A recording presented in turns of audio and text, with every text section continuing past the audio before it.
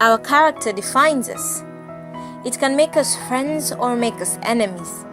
We have people who are not proud of a certain behavior in them and they want to change, but it all seems so hard. Someone wants to be humble, for instance, but is it possible to change? Yes, it is.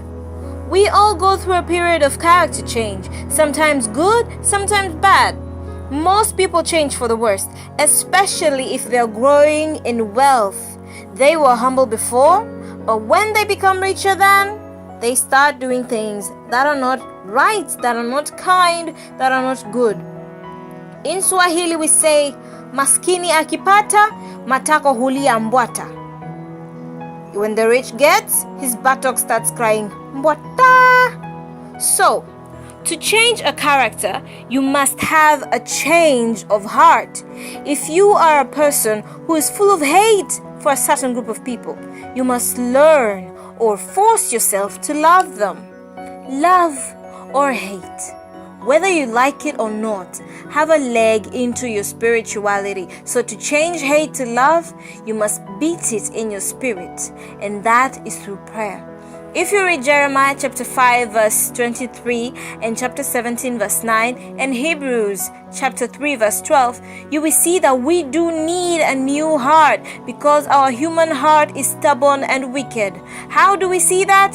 Through jealousy, through desire for fleshy pleasures, etc., etc.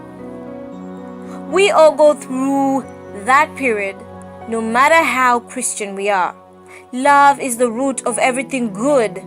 God is love, so God promises to give you His heart and help us live in moral excellence as we come to Him for forgiveness. You can find that in 2 Peter chapter 1 verse 5.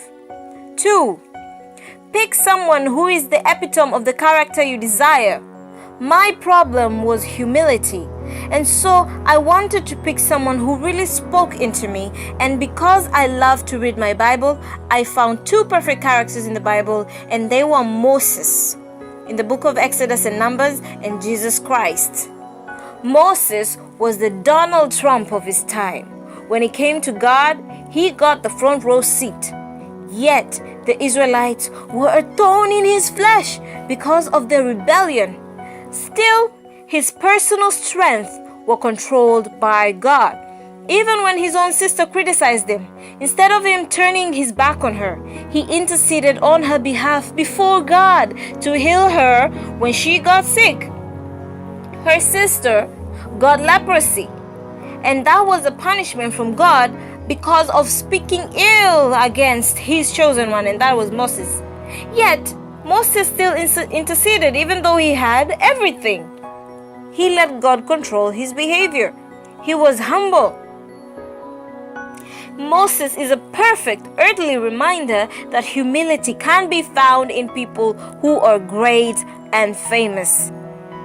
Jesus is also a perfect example because he never failed to be humble.